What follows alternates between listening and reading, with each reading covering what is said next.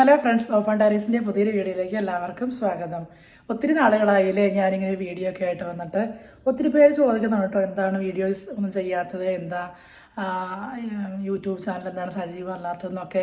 ഡ്യൂട്ടിക്ക് പോകുമ്പോഴും അല്ലാതെ പുറത്തുനിന്ന് നമ്മൾ കാണുന്ന നമ്മുടെ ഓരോ സബ്സ്ക്രൈബേഴ്സൊക്കെ ചോദിക്കുന്നുണ്ട്.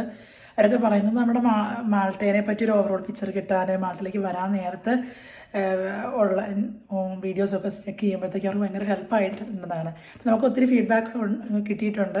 അപ്പോൾ അതാണ് ഞാനെന്നാൽ വീണ്ടും വീഡിയോസ് ഇട്ട് തുടങ്ങാമെന്ന് വിചാരിക്കുന്നത് കേട്ടോ.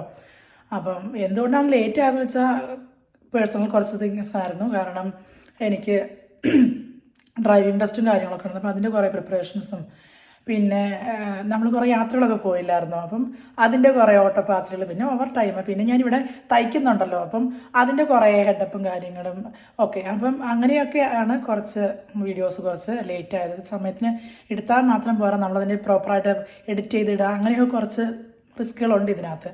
പിന്നെ മറ്റൊരു കാരണം എന്ന് വെച്ചാൽ നമുക്ക് മാൾട്ടയെ പറ്റി പ്രോപ്പറായിട്ടൊരു വീഡിയോ ചെയ്യാനായിട്ട് പറ്റാത്തൊരവസ്ഥയാണ്. കാരണം എന്നും മാറിക്കൊണ്ടിരിക്കുന്ന നിയമങ്ങളാണ്.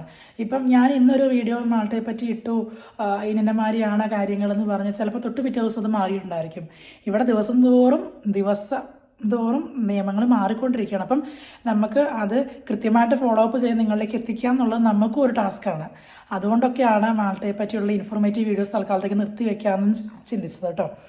അപ്പം എനിവേ ഇനി ഇതുപോലെ കുട്ടി വീഡിയോസ് ഞാൻ ഇട്ട് തുടങ്ങാമെന്ന് വിചാരിക്കണം. എത്രത്തോളം അത് ഫോളോ അപ്പ് ചെയ്യാൻ പറ്റുമെന്ന് എനിക്കറിയില്ല കേട്ടോ. എനിവേ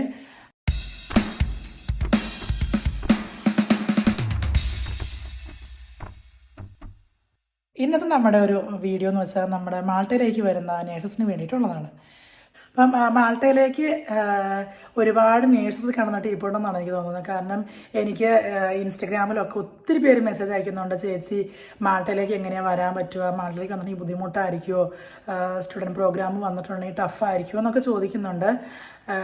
പിന്നെ മാൾട്ടയിലേക്ക് വരാനിരിക്കുമ്പോഴത്തേക്ക് നിങ്ങളൊന്നും കൂടി ചിന്തിച്ചിട്ട് വേണം സ്റ്റുഡൻറ്റ് വിസ സെലക്ട് ചെയ്യാനായിട്ട്. കാരണം പണ്ടത്തെ അവസ്ഥ പോലെയല്ല. ഇപ്പം സ്റ്റുഡൻറ്റ് വിസയ്ക്ക് വന്നിട്ടുണ്ടെങ്കിൽ പാർട്ട് ടൈം ജോബുകൾ കിട്ടാനായിട്ട് ഒത്തിരി ടഫാണ്.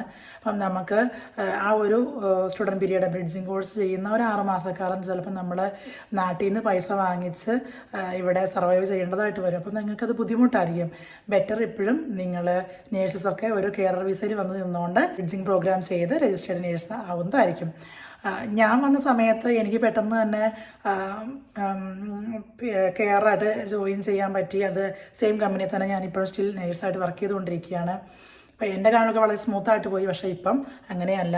പണ്ട് ഞാനിട്ട് ആ ഒരു വീഡിയോനെ ഫോളോ ചെയ്തുകൊണ്ട് ഒത്തിരി പേര് മാൾട്ടയിലേക്ക് അപ്ലൈ ചെയ്തിട്ടുണ്ടെന്നാണ് എനിക്ക് തോന്നുന്നത്. അപ്പം ഇതാണ് നേഴ്സിന് വേണ്ടിയുള്ള അപ്ഡേഷൻ.